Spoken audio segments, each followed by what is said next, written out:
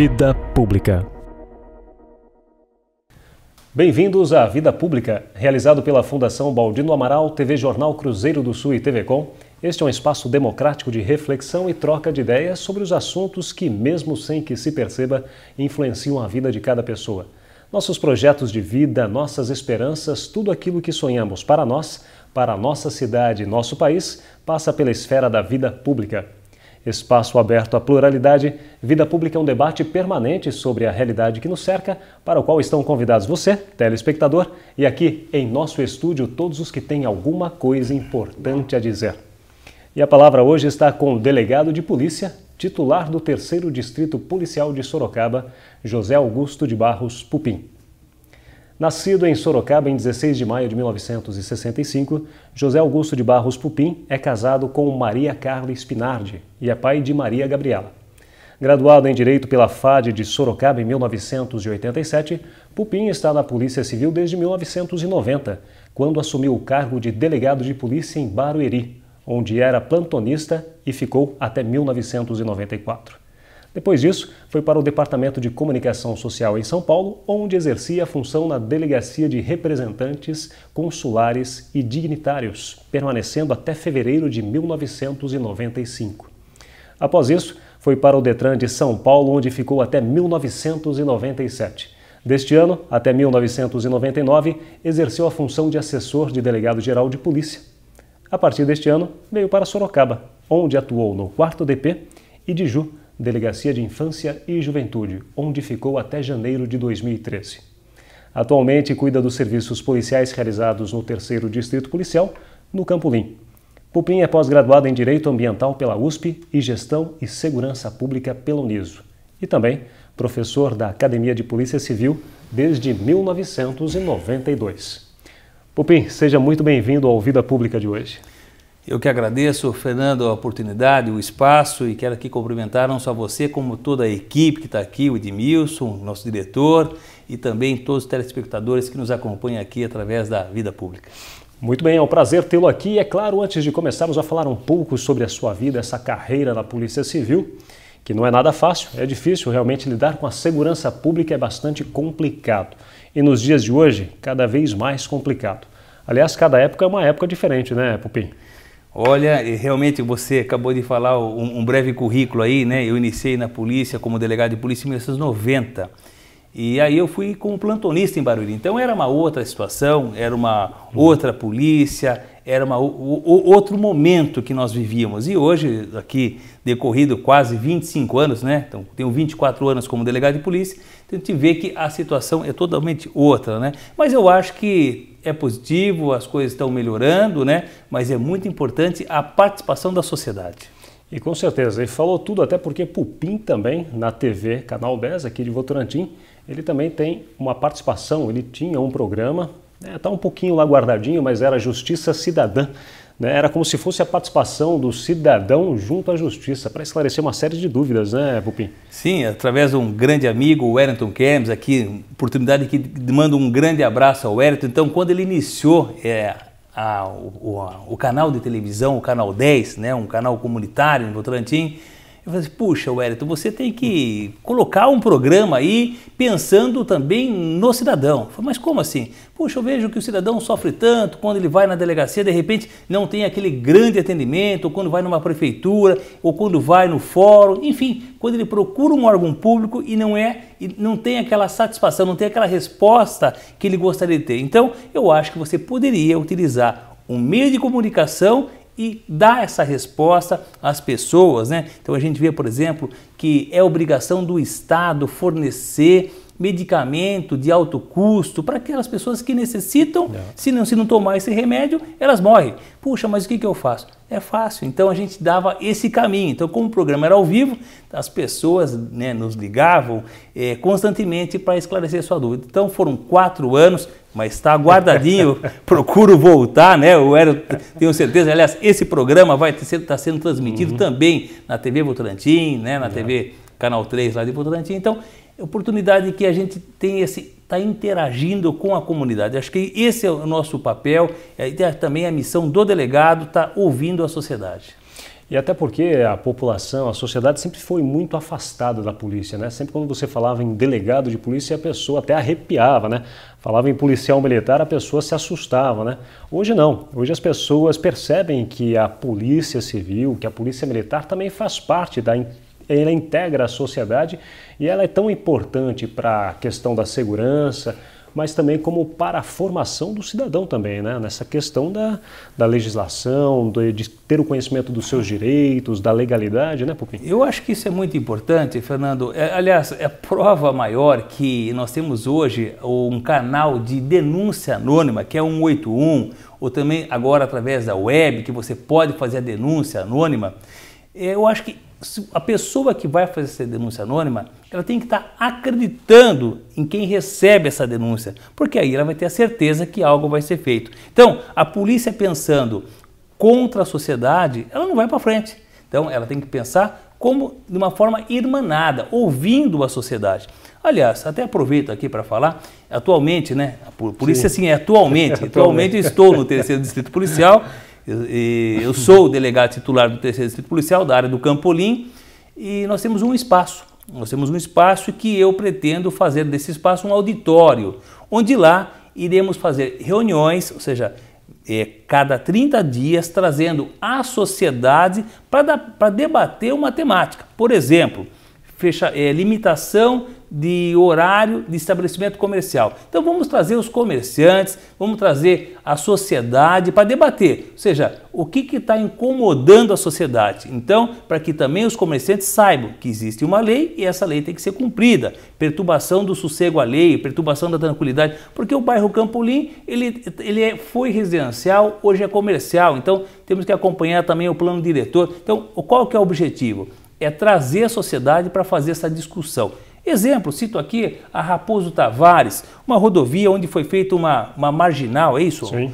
E parece-me que é mais um zigue-zague do que uma reta. Não sei se foi bem feita, não posso falar, não sou engenheiro, Fernando, mas eu posso dizer sim, que de um determinado trecho há 4 vezes mais acidente de trânsito do que os demais trechos. Então, algo errado está acontecendo naquele trecho, que inclusive eu solicitei à Polícia Rodoviária e ela me deu essa informação, um dado estatístico. Então, eu quero trazer sim todos os órgãos para que possamos debater, para que não tenhamos mais mortes. Você acredita que o debate e a conversa é um fórum adequado para se dirimir essas questões conflituosas, questões de conflitos?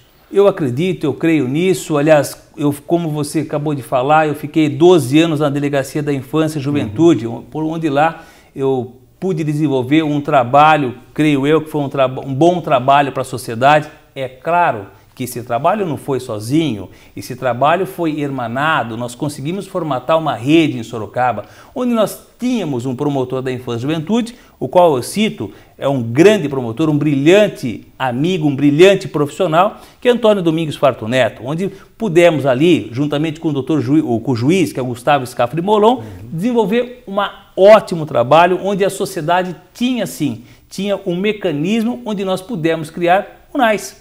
Inclusive você sim. Participou, seja também de outras diligências para que pudéssemos criar o UNAIS, Núcleo de Acolhimento Integrado de Sorocaba. Por quê? Era uma ferramenta, é ainda uma ferramenta, onde uma equipe multidisciplinar ia tentar trabalhar a causa, ou seja, o que levou aquele adolescente a cometer aquele crime, e não só a consequência, depois que ele matou, que ele roubou, nada adianta. E cito aqui um exemplo, né, didático, mas foi um exemplo real, onde um casal estava se separando, um casal que abastado, onde cada um precisava na casa do condomínio, o carro importado com quem ia ficar, e o adolescente estava simplesmente deixado de lado. E o adolescente, insatisfeito com essa situação, com o pai e com a mãe, ele foi lá e subtraiu um par de tênis do supermercado, foi detido e encaminhado à delegacia.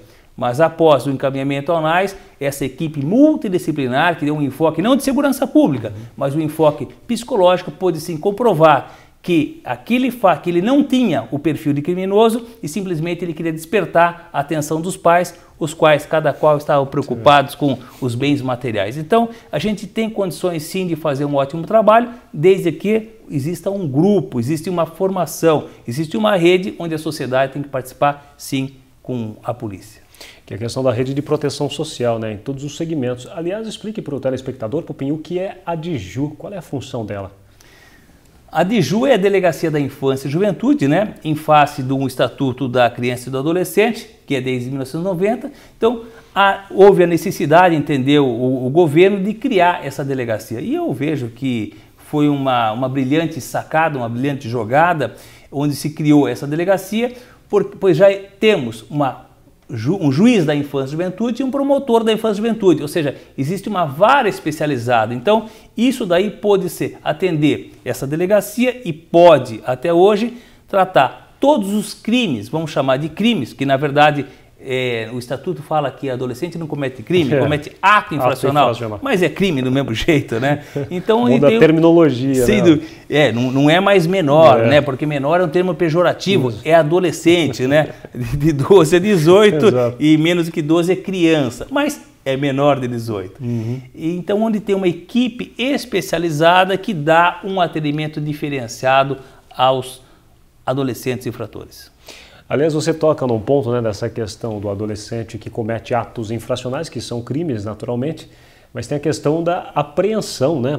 Quando surgiu esse termo da apreensão do adolescente infrator, surpreendia muitas pessoas, inclusive quando os jornais divulgavam que menores, adolescentes foram apreendidos num ato criminoso, num ato infracional, as pessoas ligavam no jornal falando, viu, mas apreensão, vocês colocaram errado aí, eles foram presos, né? É uma questão de terminologia também, né, Pupim? A gente é que não são todos que têm a formação em ciências jurídicas, né? Então o Estatuto usa esse termo apreendido e para o leigo é preso. E a gente também vê que, mas ele está lá custodiado, ele está lá preso atrás das grades na Fundação Casa, né? Foi difícil trazer o NAIS para Sorocaba? Foi um trabalho hercúleo, mas nós conseguimos graças a quê? Graças a esse trabalho de rede. Cito novamente o nosso amigo, o brilhante promotor, o Farto Neto, né? O juiz também, que nos ajudou bastante nesse trabalho para que pudéssemos mostrar, ou seja, à sociedade que em face, eu tenho que citar isso daí, pelo menos naquele momento, da morosidade do judiciário, nós temos que criar uma outra ferramenta em que o adolescente sentisse, né, que algo errado ele tinha feito.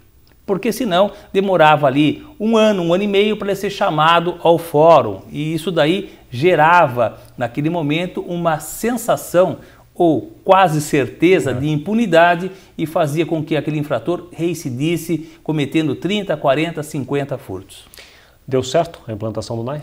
Até o momento que eu estava na Delegacia da Infância e Juventude, eu posso dizer que sim, nós fazíamos um ótimo trabalho.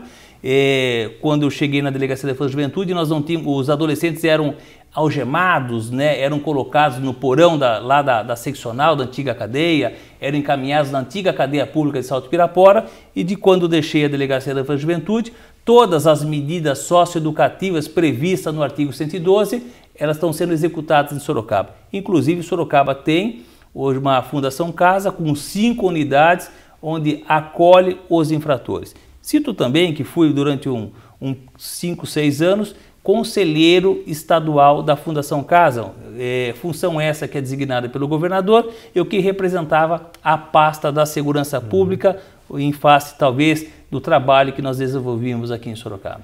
Esse instrumento funciona de fato? A Fundação Casa consegue ressocializar, recuperar o jovem, o adolescente infrator? Eu acredito, o objetivo é esse, né? Nós não podemos dizer que os adolescentes não são recuperados. Eu acho que a gente tem que ter essa esperança, tem que ter esse trabalho, tem que focar nesse trabalho e tem que perseverar. Eu acho que é dessa forma que o trabalho deve ser desenvolvido, como também nos casos dos imputáveis, ou seja, aqueles que têm mais de 18 anos, deve ser desenvolvido um trabalho de recuperação. Poxa, mas 90%, não sei qual que é o índice, ele volta ao crime, ele reincide. Sim, mas nós temos que ter a esperança de melhorar, de aprimorar esse percentual. Quando se falou muito da questão do NAIS, da questão do Estatuto da Criança e do Adolescente, inclusive o ECA, que já tem aí mais de 2 décadas, né? Sim. Desde a sua promulgação, O Estatuto da Criança e do Adolescente, ele trouxe uma série de dúvidas à sociedade, entre elas a questão de se proteger até por demais o adolescente infrator, ou seja, ele comete uma infração, e às vezes uma infração grave, que isso faz com que ele seja encaminhado à Fundação Casa, mas a punição para a sociedade parece aquela sensação de que ele não cumpriu ou ele não pagou por aquilo que fez. Você acha que o Estatuto da Criança e do Adolescente precisa ser revisto em algumas partes, em algumas etapas ou capítulos? Pode ser que sim, mas eu entendo que é uma legislação atual, é uma legislação inovadora. Agora, o que nós precisamos ter é a certeza, ou seja, da aplicação de uma lei, né? Não adianta nada a gente pensar aqui em aumentar a pena, tanto do autor de um crime. O que nós temos que ter é a certeza. Cito um exemplo, nós aqui que moramos em Sorocaba e constantemente vamos a São Paulo, a gente verifica ali que na rodovia Castelo Branco existem alguns radares, mas então eu vou lá a 200 por hora, mas quando eu estou aproximando do radar, automaticamente eu reduzo, eu tiro o pé do acelerador, porque eu tenho a certeza que se eu passar naquela velocidade, naquele local, exatamente o radar vai me surpreender. Então eu vou ser multado. Então o que nós temos que ter é exatamente isso. Nós temos que ter a certeza da aplicação da pena, porque se a gente não tiver a certeza, a gente realmente vai ter essa sensação de insegurança. Apesar de todas as lutas, de todos os esforços, a questão do Estatuto da Criança e do Adolescente, a questão da evolução neste aspecto, ainda perdemos muitos adolescentes e até mesmo crianças para as drogas, que acho que é um problema social gravíssimo hoje, é um enfrentamento que a sociedade tem e parece ser de difícil solução. E aí começou-se a discutir também a questão da redução da maioridade penal em função do cometimento de crimes hediondos, como assassinatos, como estupros, como latrocínios, roubo seguido de morte, entre outros. A questão da redução da maioridade penal, ela resolve tudo, resolve em parte ou não resolve absolutamente nada? É muito difícil responder de pronto essa pergunta, Fernando, porque eu já fui um tempo que eu era absolutamente contra a redução. E não que hoje eu seja a favor, mas eu acho que tem que ser debatida essa questão. Não que o adolescente, porque nós sabemos que o adolescente ele poderá ficar no máximo 3 anos internado na Fundação Casa. Poxa, mas se ele tiver 17 anos, matar 50 pessoas, ele somente ficará 3 anos. Sim, então eu acho que tem que ser repensado acima de 16 anos, que ele poderá sim responder pelo crime como se fosse imputável. Então deve existir um debate. Então não é se eu sou a favor ou sou contra.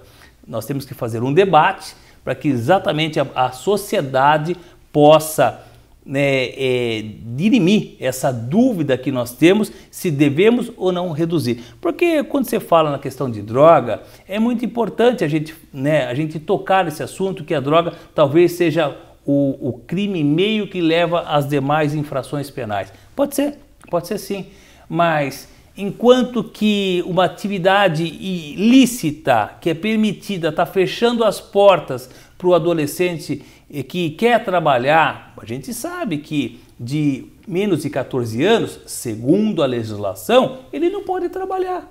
Ele só pode trabalhar de 14 a 16 na condição de aprendiz. E acima de 16 quando há um vínculo empregatício. Então a pergunta será que o seu avô, você que está nos assistindo aí, né, o teu pai, quando que ele começou a trabalhar? De repente fazendo um trabalho de auxiliando lá uma lavagem de carro, no Lava Rápido, quando era guarda-mirim. Puxa, você que é de Sorocaba sabe isso daí? No supermercado o guarda-mirim ficava lá empacotando. Então era uma atividade, ia no banco, tinha aquele fiel, o que ajudava o bancário, o boy.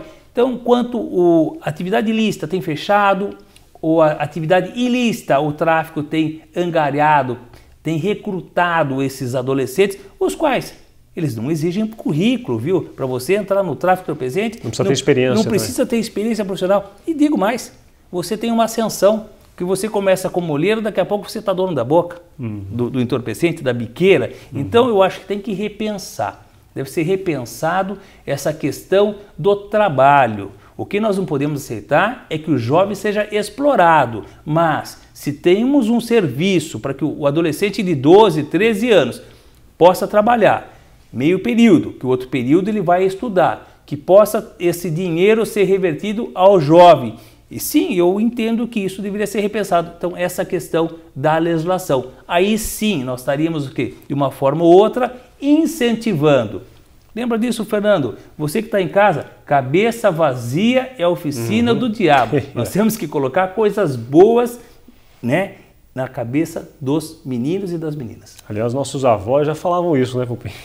E eu lembro muito bem, né? Então, aliás, eu tenho uma filha, você falou da Maria Gabriela, da Gabi, mando um beijo à minha filha, eu amo você, filha, amo minha esposa também, que é mãe da minha filha. E a minha filha, ela sai de manhã de casa e só volta à noite.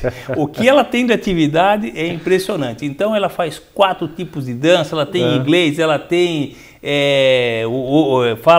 toca teclado. Então, ou seja, enfim, eu tenho que colocar e também, não só incentivando ela, mas eu também tenho que dar um exemplo. Eu acho que isso é muito importante, que os pais também, dentro da sua casa, dê o exemplo aos seus filhos. Então, isso é pensar em sociedade. Será que as pessoas, quando falam de infração penal, elas têm um credo, elas têm um Deus dentro de si? Então, é muito importante, porque quem ama a Deus, quem ama a Deus, respeita o seu irmão. Não mata, não rouba, não furta. Então a gente tem que repensar, ou seja, a nossa formação. Segundo os 10 mandamentos, né, Pupim? E é claro, você tocou num ponto chave. A família, o pai e a mãe são fundamentais na formação dessas crianças, desses adolescentes. Sem dúvida, Fernando. Hoje o que infelizmente nós temos verificado é a terceirização da educação. Eu sou pai, eu sou mãe, então eu contrato uma empregada para educar o meu filho. Porque eu tenho bastante dinheiro, então eu tenho condições para isso. Engano. E vai ter um problema futuro. Quem educa, quem cria é pai e mãe. Ah, mas eu não tenho empregada. Então eu coloco o meu filho na escola e lá eu exijo daquele educador que ele não somente instrua o meu filho, ele alfabetize o meu filho, mas que ele eduque o meu filho. Engano. Escola está para instruir. Quem está para educar é pai e mãe. E isso daí o que nós temos hoje, esse índice crescente de adolescente no crime, é exatamente um reflexo do quê? Da família. Bom, nós falamos da família desestruturada. Desestruturada. Da família, daquele pai e mãe que não age. Ele não simplesmente ele ensina, mas também ele não exemplifica no dia a dia. Você também é professor lá na Academia de Polícia em São Paulo e divide seu tempo como delegado para dar as aulas. É difícil, Pupim, formar um policial? E quando vocês estão lá para formar um policial, qual é a preocupação na formação desse policial para a sociedade? A preocupação não é o conhecimento, pois se ele foi recrutado, se ele foi selecionado, presume-se que ele já tenha um conhecimento para ser um policial. O que a gente precisa é falar da vida policial. Cada um tem a sua matéria, são várias disciplinas. Desde 92 eu sou professor da academia.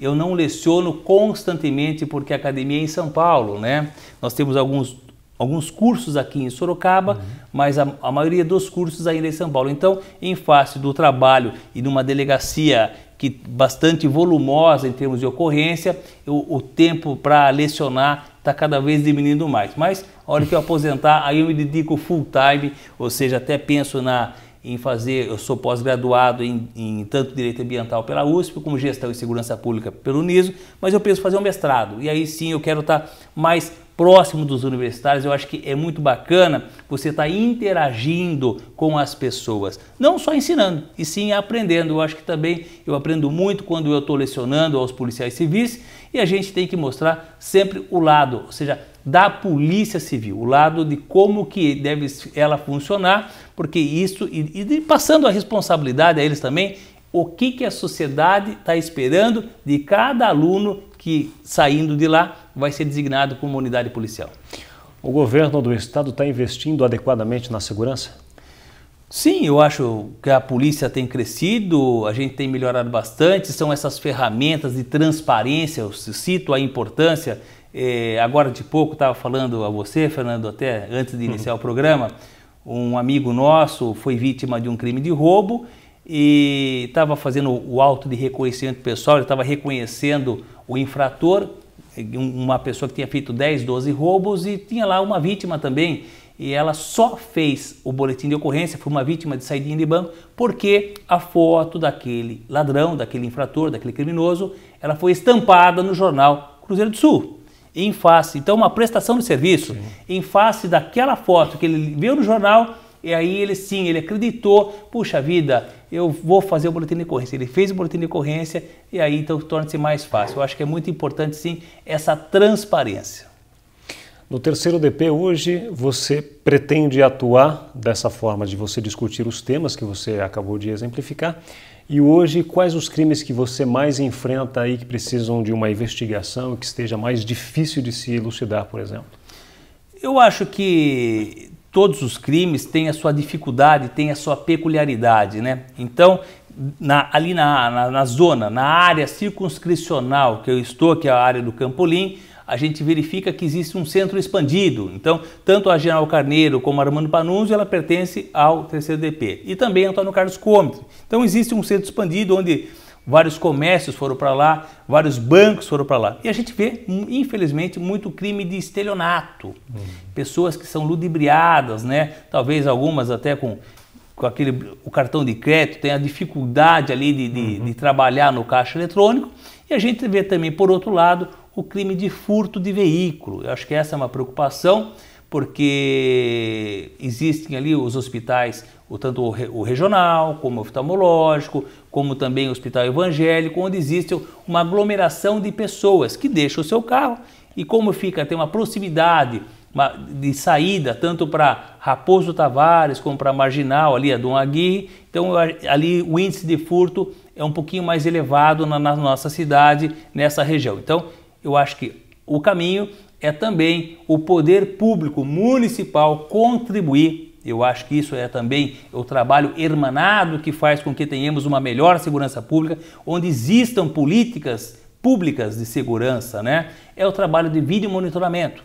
Então a gente tem que fazer essa citação, que a gente não simplesmente você acha que a polícia vai resolver o problema. Não, quem vai resolver o problema somos nós. Cada qual na sua atribuição. Então o poder público municipal tem sim que fazer a parte dele e no caso através de uma muralha eletrônica, a qual foi citada aqui, né, nos programas políticos antes da eleição, e eu acho que nós assim ansiosamente aguardamos essa muralha eletrônica e também que se amplie o sistema de vídeo monitoramento. Isso é uma ferramenta muito bacana que vai auxiliar muito a polícia. Pupim, quero agradecer muito a sua participação no Vida Pública de hoje. Puxa, já acabou, nosso tempo Fernando, é muito rápido. Muito rápido, eu que fico muito contente em estar aqui, né? Eu acho que o programa Vida Pública é um programa muito assistido, não só em Sorocaba, como também na Grande Votorantim, né? Através da TV Votorantim, nosso presidente, o Wellington Kermes, né? Eu acho que eu tenho a certeza que eu que fico contente em poder estar contribuindo, poder estar falando, poder estar aqui dizendo que eu estou lá no terceiro DP no Campolim e o auditório está se fazendo sim. E a gente quer que a sociedade participe conosco e possa mostrar qual é o caminho que devemos seguir juntos. Então, muito obrigado. Boa sorte na empreitada. Sim, mas contamos com todos. Com certeza. O Vida Pública de hoje conversou com o delegado de polícia, titular do 3º Distrito Policial de Sorocaba, José Augusto de Barros Pupim. O programa Vida Pública pode ser assistido no canal de vídeos do portal Cruzeiro do Sul em www.cruzeirodosul.inf.br, na TV Com, canal 7 da NET, TV Votorantim, canal 10 e TV Comunitária, canal 3 pela Supermídia.